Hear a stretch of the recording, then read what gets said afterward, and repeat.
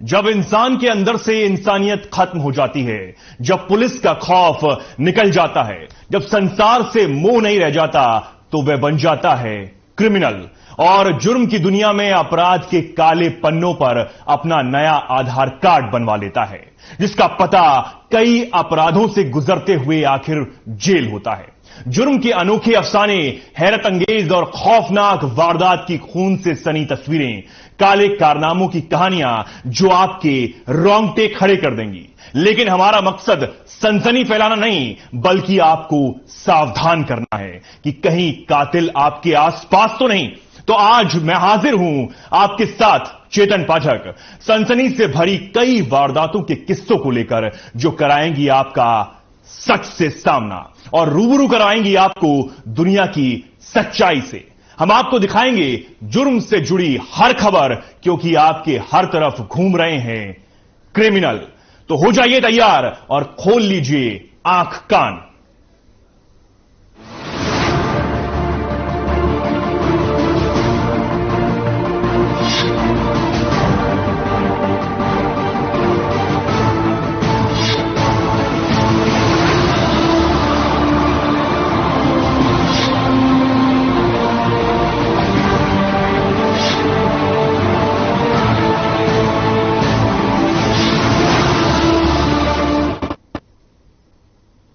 याद है जब मथुरा यमुना एक्सप्रेसवे पर हिंदू युवती की लाश मिली थी और सोशल मीडिया पर सूटकेस में बंद युवती की लाश की कई तस्वीरें वायरल हो रही थी। मामला ज्यादा पुराना नहीं है, लगभग 3 महीने पहले की ही बात है, जब युवती की हत्या कर उसे प्लास्टिक में पैक कर फेंक दिया गया था और दावा किया जा रहा था कि यह लव जिहाद का मामला है। ऐसा ही एक मामला फिर से सामने आया है, जिसे सुनकर आप सोच में पड़ जाएंगे कि आखिर ये हो क्या रहा है। हत्या करके सूटकेस में डेड बॉडी को डाल देना जैसे एक ट्रेंड सा बन गया है। देखिए रिपोर्ट।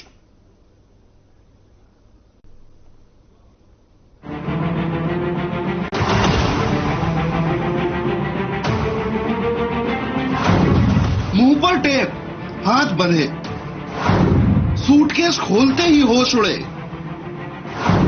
फिर मिली सूटकेस में लाश। नहीं हो पाई महिला की शिनाख्त।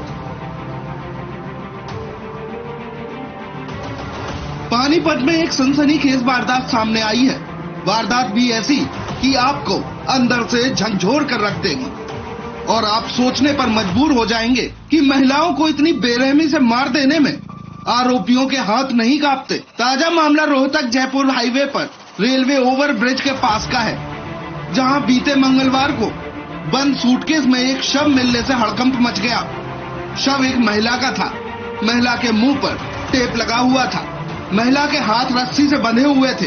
राहगीरों ने देखा तो खौफनाक घटना की सूचना तुरंत पुलिस को दी। सूचना मिलते ही पुलिस के आला अधिकारी घटना स्थल पर पहुंचे। मामले को गंभीरता से देखते हुए एफएसएल की टीम को मौके पर बुलाया गया, जिससे कुछ साक्ष्य मिल सके। क्योंकि आरोपी इतना शातिर था कि उसने शव की शिनाख्त ना हो पाए ऐसा एक भी सबूत वह नहीं छोड़ा था। सूटकेस के अंदर किसी तरह के कोई दस्तावेज नहीं मिले, न ही महिला से संबंधित किसी तरह का पहचान पत्र मिला। पुलिस कंट्रोल रूम से घटना की सूचना मिलने पर एसएसपी मयंक मिश्रा, सेक्टर 29 थाना के प्रभारी राकेश वर्मा और सीआईए और एफएसएल की टीम मौके पर पहुंची और शव को कब्जे में लेकर आगामी कार्रवाई शुरू की। मामले में एसएसपी मयंक मिश्रा ने जानकारी देते हुए बताया कि राहगीरों की नजर अचानक सूटकेस पर पड़ी। उन्होंने सूटकेस खोला तो उनके पैरों तले जमीन खिसक गई, क्योंकि सूटकेस के अंदर सामान की वजह महिला का शव था। साथ ही उन्होंने बताया कि प्राथमिक जांच में महिला की उम्र 45 साल के करीब की लग रही थी। महिला के गोल्डन रंग के बाल हैं। महिला की शिनाख्त के प्रयास के लिए सभी थानों में जांच की जा रही है। 1 या 2 दिन के अंदर कोई महिला की गुमशुदगी की शिकायत हुई या नहीं, ये पता लगाया जा रहा है।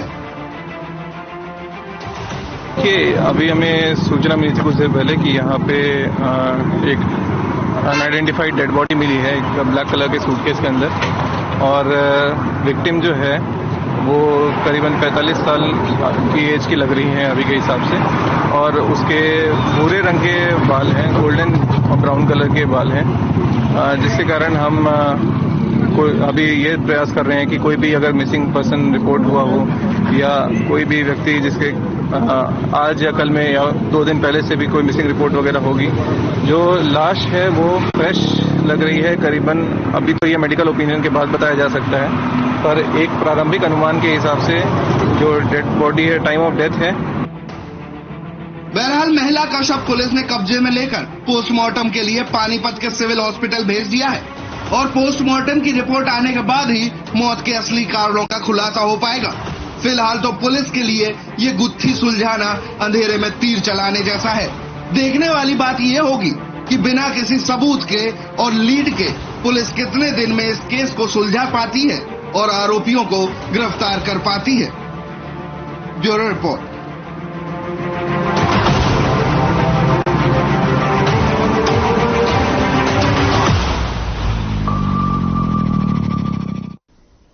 होली के त्योहार पर शांति व्यवस्था बनाए रखने और उपद्रवियों से निपटने के लिए भले ही प्रदेश में अतिरिक्त पुलिस बल की तैनाती की गई हो, लेकिन फिर भी होली के त्योहार पर कई जगहों से ऐसी घटनाएं देखने को मिली हैं, जिसके कारण कई घर परिवार शायद फिर से होली का त्योहार नहीं मना पाएंगे। देखिए रिपोर्ट।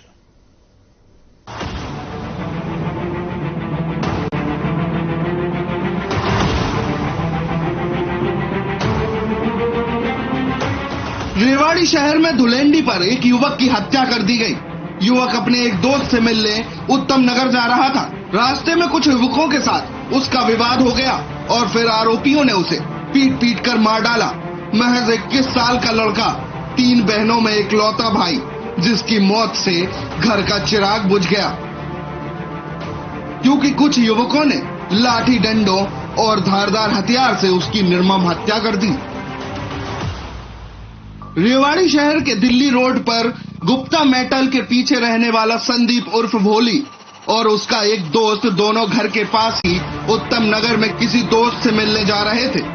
दोनों वहां काफी देर रुके। इस दौरान रास्ते में ही उन्हें कुछ लोग मिल गए, जिनके साथ किसी बात को लेकर दोनों में विवाद हो गया और आरोपियों ने संदीप को मौके पर ही दबोच लिया और उसके साथ मारपीट शुरू कर दी। उसका दोस्त बचाव करने आया तो उसके साथ भी आरोपियों ने मारपीट की। हमले में संदीप बुरी तरह घायल हो गया और वारदात को अंजाम देकर सभी आरोपी मौके से फरार हो गए।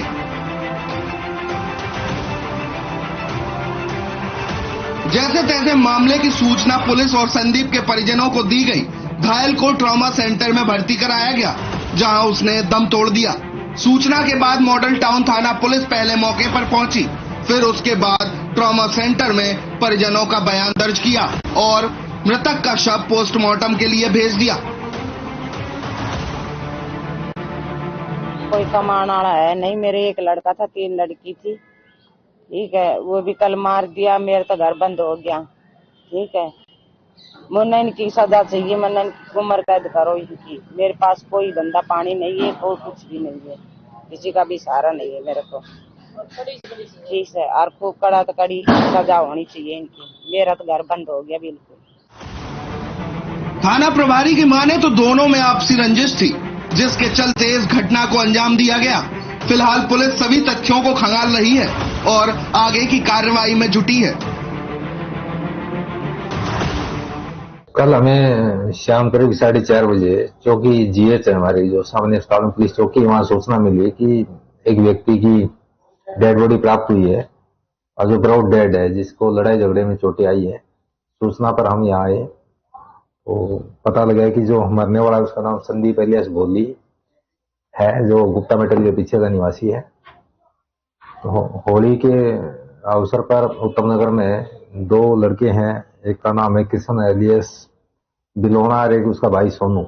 इन्होंने चोटें मार के इसकी हत्या की है। तो उसके बाद में आज उसकी मृतक की मां है, उसने शिकायत दी है हमें। शिकायत के बेस पर हम आगामी कार्रवाई में जुटेंगे। बहरहाल पुलिस इस पर क्या कार्रवाई करेगी ये तो समय ही बताएगा। उन आरोपियों को क्या सजा मिलेगी या नहीं मिलेगी, ये आने वाला वक्त ही बताएगा। लेकिन एक परिवार जो होली त्योहार पर अपने बेटे से वंचित हो गया, ये भरपाई तो जीवन में कभी पूरी नहीं हो पाएगी। Bureau report.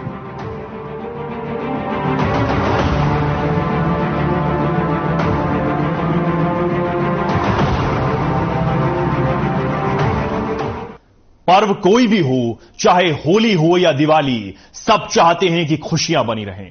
लेकिन कुछ अराजक तत्वों और बदमाशों को किसी की खुशी बर्दाश्त नहीं होती।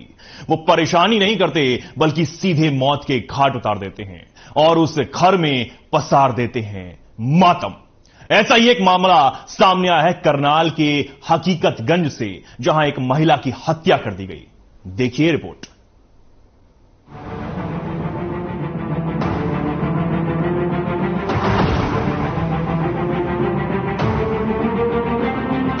होली का त्योहार रंगों और खुशियों का त्योहार होता है। इस दिन को लोग बड़े ही खुशी और उल्लास के साथ मनाते हैं। लेकिन करनाल के हकीकत नगर में इस मौके पर एक घर में खुशी मातम में तब्दील हो गई। दरअसल हकीकत नगर में एक बुजुर्ग महिला की उस वक्त हत्या कर दी गई जब महिला घर में बिल्कुल अकेली थी। वहीं जब लोगों को महिला की हत्या का पता चला तो आस पड़ोस के लोग इकट्ठा हो गए।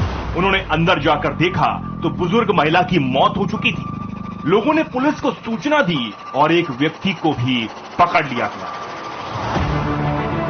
गला दबा के मार दिया उसका, वो भी यहाँ पकड़ रखा था। तो 112 की टीम आई, वो उसको लेके गई आज। और वो कहा कि भाई यहाँ पे और भी बंदे उसको दारू पीने वाले कह रहे हैं हम उस गाड़ी में आ रहे हैं, तो अभी तक तो गाड़ी है नहीं। अब एक बार आप देखो यहाँ पे उसको और बंदे भी है। हमने दुकान पे देखा, कोई दुश्मनी हो नहीं सकती। दुकान पकड़ना गया वहाँ पे, हम नशे में दूध था पूरे, उसको ये नहीं पता मैंने क्या करा क्या नहीं करा। फिलहाल पुलिस ने मामला दर्ज कर मामले की जांच शुरू कर दी है। पुलिस का कहना है कि हत्या के कारण का अभी तक कुछ पता नहीं चल सका है। पुलिस अभी पूरे मामले की जांच कर रही है। मामले पर पकड़े गए आरोपी से पूछताछ की जा रही है। पड़ोसियों के बयान पर आगे की कार्रवाई भी की जा रही है। ये धर्मपाल है जो शिव कॉलोनी का रहने वाला है। ये अपने गली नंबर 1 हकीकत नगर में अपने पत्नी के साथ पशुओं का चारा करने के लिए आता है और रोज की तरह करीब समय 1 बजे ये पशुओं का चारा डालने के लिए गया था।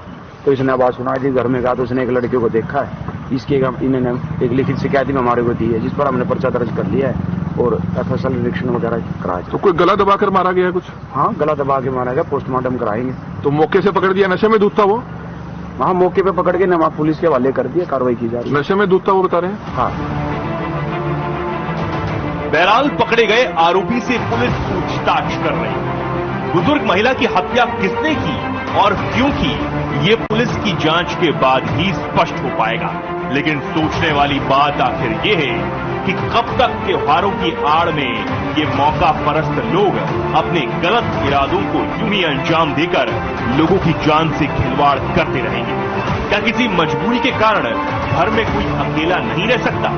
अकेला रहना क्या अपनी मौत को दावत देना है?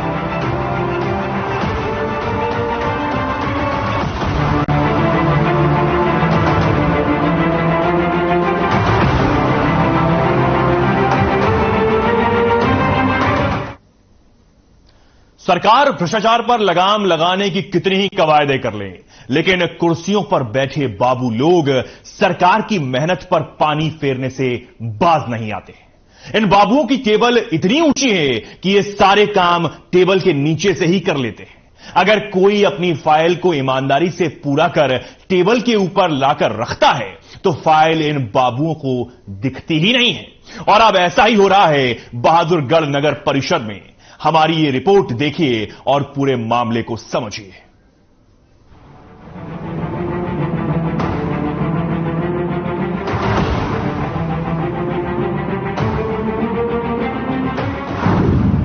नगर परिषद में फिर भ्रष्टाचार, एनडीसी के नाम पर घोटाला, टेबल के नीचे से हो रहा काम, घोटाला घोटाला घोटाला। यही सच्चाई बन गई है बहादुरगढ़ नगर परिषद की, जहां एक और घोटाला एनडीसी यानी नो ड्यूज सर्टिफिकेट का सामने आया है। यह घोटाला कैसा होता है, पहले वो आपको बता देते हैं, फिर बताएंगे कि बहादुरगढ़ नगर परिषद में ये घोटाला आखिर हुआ कैसे। नो ड्यूज सर्टिफिकेट घोटाले में फर्जी रसीदें काटकर फर्जी एनडीसी जारी कर दी जाती है। बहादुरगढ़ नगर परिषद में भी कुछ ऐसा ही हुआ, जिसकी कुछ रसीदें भी सामने आई हैं। ये फर्जी रसीदें लाइन पार के नेताजी नगर की हैं। अलग अलग नाम से कुल 9,27,780 रुपए की फर्जी 8 रसीदें काटी गई और इन्हीं के आधार पर ऑनलाइन एनडीसी जारी कर दी गई। अब 9,27,780 रुपए नगर परिषद के खाते में जमा ही नहीं हुए, सारे पैसे घोटाला करने वाले कर्मचारियों ने डकार लिए। एनडीसी जारी करने की पूरी प्रक्रिया ही ऑनलाइन है। ऑनलाइन ही पैसे जमा कराने पड़ते हैं और ऑनलाइन ही एनडीसी मिलती है। लेकिन घोटाला कर्मियों ने ऑफलाइन रसीद काटी और ऑनलाइन प्रक्रिया को धोखा देते हुए एनडीसी जारी करवा दी। अब पूर्व पार्षद वजीर राठी ने इस मामले में एफआईआर दर्ज करवाने और पैसे की रिकवरी की मांग की है। नगर परिषद में फिलहाल एनडीसी के नाम पे घोटाला हुआ है, जिसमें फर्जी जी8 रसीद काट के और लाखों रुपए का गबन किया गया है और फर्जी एनडीसी जारी कर दी गई, जिसके बेस पे वो रजिस्ट्रियां भी करा चुके हैं लोग बाग। और नगर परिषद के जो भी करता धरता है वे इस तरफ कोई ध्यान नहीं दे रहे। भ्रष्टाचार चरम सीमा पर है। हमारी सरकार से मांग है कि इनके खिलाफ तुरंत एफआईआर दर्ज की जाए और रिकवरी की जाए। बहादुरगढ़ नगर परिषद में हर रोज सैकड़ों लोग वाजिब एनडीसी जारी करवाने के लिए भटक रहे हैं, लेकिन उनकी फाइलें गायब कर दी जाती हैं, जबकि रिश्वत देने वालों को फर्जी तरीके से गलत एनडीसी भी दे दी जाती है और उन्हें चाय अलग से पिलाई जाती है। भारतीय सेना से रिटायर महासिंह खत्री भी नगर परिषद में एनडीसी के लिए दर दर भटक रहे हैं। विकास शुल्क जमा करवाना चाहते हैं, लेकिन उनकी फाइल परिषद के रिश्वतखोरों और घोटालेबाज कर्मियों ने गायब कर दी। मैं बूढ़ा आदमी हूँ, मैं फौजी आदमी हूँ, एक्सर्समैन हूँ। मेरी फाइल है, मैंने नो ड्यू सर्टिफिकेट लेना है, पैसे भरने 27,000 रुपये। 15 तारीख से फाइल मेरी घूम रही है, मैं धक्के खा रहा हूँ, कोई सुनाई नहीं हो रही। ना कोई चेयरमैन बैठता, ना कोई पार्षद बैठता। जिसके पास जहाँ ऊपर नीचे फाइल गई, को कहता ऊपर गई, ऐसे धक्के खा रहा हूँ। इसलिए परेशानी खत्म होनी चाहिए। बेटे के भूतपूर्व सैनिक होते हम यहाँ, इतनी तो हमने तंगी फौज में ही नहीं देखी जो यहाँ तंगी होगी। दरअसल एनडीसी की जरूरत परिषद क्षेत्र में जमीनों की खरीद फिरोख्त के लिए पड़ रही है।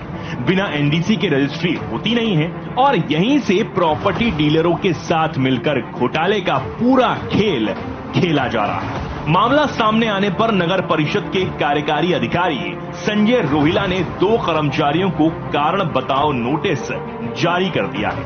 साथ ही हरियाणा कौशल रोजगार निगम को भी कार्रवाई के लिए लिखा है।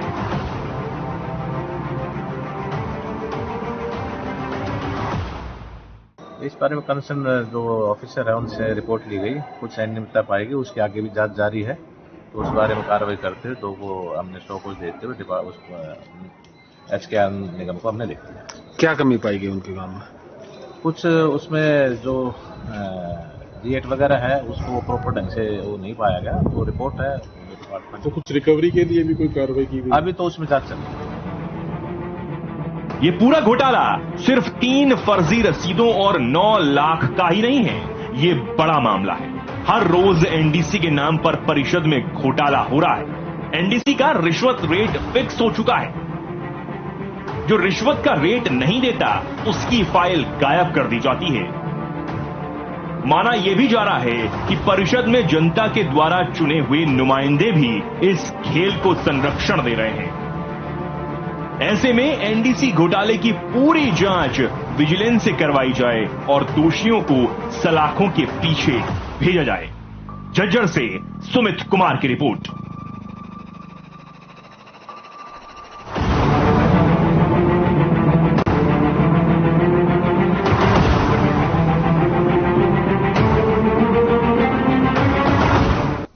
बहुत बुरा लगता है जब मात्र चंद रुपयों की छीना झपटी के लिए कोई किसी की जान की कीमत नहीं समझता और बिना वजह किसी बेकसूर को मौत के घाट उतार देता है। ऐसा ही एक मामला फतेहाबाद से सामने आया है, जिसके बारे में जानकर आप हैरत में पड़ जाएंगे। देखिए रिपोर्ट।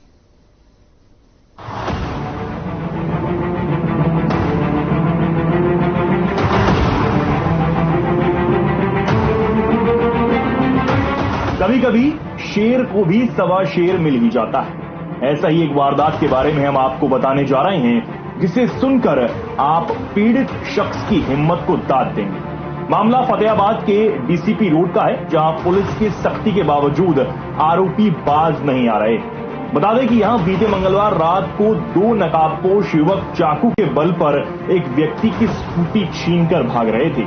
स्कूटी गीता विद्या मंदिर के प्रिंसिपल भूषण गावड़ी की थी। वो स्कूटी देने में आनाकानी कर रहे थे, इसलिए बदमाशों ने उन पर चाकू से हमला कर दिया। इस दौरान मौके पर मौजूद एक युवक गौरव भाटिया ने बहादुरी दिखाई और स्कूटी छीनकर भाग रहे नकाबपोश युवकों का पीछा किया, जिसके बाद स्कूटी बदमाश शमशान भूमि के पीछे एक बंद गली में फंस गए और वहां स्कूटी छोड़कर फरार हो गए। 7-1 बजे लगभग माजर रोड से दूध लेके आ रहा था। भाटिया डिपो वाली गली है, भगत करमचंद जी वाली, वहां स्पीड ब्रेकर है। जैसे ही मैं थोड़ा स्लो हुआ, दो लड़के खड़े थे, नकाब सा डाल रखा था, 20-22 साल के होंगे, ज्यादा बड़े नहीं थे। तो एक ने आगे आके मेरे को रोक लिया। फिर मैंने उसको ऐसे करने की कोशिश की, पकड़ने की, हाथापाई हुई, मैंने शोर मचाया, कोई नहीं आया उस समय। तो फिर मैं शोर मचाता रहा, दूसरे लड़के को पकड़ने की कोशिश फिर मैंने की, उसने मेरे को यहां चक्कू मारा ऐसे जोर से। जिसके बाद युवक ने इंसानियत दिखाते हुए भूषण गावड़ी को घायल अवस्था में फतेहाबाद के नागरिक अस्पताल में भर्ती करवाया और उनके घर वालों और पुलिस को पूरे मामले की जानकारी दी। वहीं जब पुलिस मौके पर पहुंची तो पूछताछ के दौरान स्कूल संचालक भूषण गावड़ी ने बताया कि वह माजरा रोड से दूध लेकर स्कूटी पर रामबाग गली में जा रहे थे। 4 मरला कॉलोनी में भाटिया राशन डिपो के पास में जब वो पहुंचे तो सामने एक ब्रेकर होने पर उन्होंने स्कूटी धीमी की। ब्रेकर के पास ही 2 युवक खड़े थे, जिन्होंने उन्हें रोक लिया और हाथापाई शुरू कर दी। इसके बाद उनसे स्कूटी छीनने का प्रयास भी किया गया और जब उन्होंने इसका विरोध किया तो एक युवक ने चाकू से उन पर वार कर दिया और उसके बाद स्कूटी लेकर वो वहां से भाग निकले। पीछे भागे, हमें नहीं पता उन्होंने क्या चोरी किया था। वो जैसे जैसे पीछे पीछे भागते गए, हम भी यानी मार्केट में हल्ला मचाते गए, भागो भागो भागो। और जैसे ही वो यानी कि शिवपुरी वाली गली निकले, आगे एक खड्डा सा था, वहां उनकी स्कूटी फंस गई। जैसे स्कूटी फंस गई, वो दोनों लड़के भाग गए। तो मैंने मेरी मैडम को कहा कि स्कूटी तो छोड़ के चले गए हैं, पता नहीं क्या चोरी किया, चलो आप स्कूटी काबू करते हैं। तो जैसे ही हमने स्कूटी काबू करी तो हम वापस जहां बाबूजी हल्ला मचा रहे थे, इनके पास आए। हमने पूछा, बाबूजी भाई क्या कारण हुआ आपके साथ जी? बोले मेरी स्कूटी चोरी होगी। तो मैंने कहा बाबूजी आप ठीक हो? और आपकी स्कूटी तो हमने काबू कर लिया, बंदे नहीं पकड़ पाए। ये इसके लिए हाँ 2 लड़के थे, दोनों ने यानी कि मुंह पे रुमाल बांधा हुआ था। बहरहाल मामले पर पुलिस ने जांच शुरू कर दी है। गनीमत तो ये रही कि पीर का पैगंबर बनकर कोई मदद के लिए वहां आ गया, वरना ऐसी ही वारदातें हर रोज सिर्फ महज एक खबर बनकर ही रह जाती हैं और एक परिवार और एक घर बर्बाद हो जाता है मात्र चंद रुपयों की छीना झपटी के लिए। ब्यूरो रिपोर्ट, हर खबर।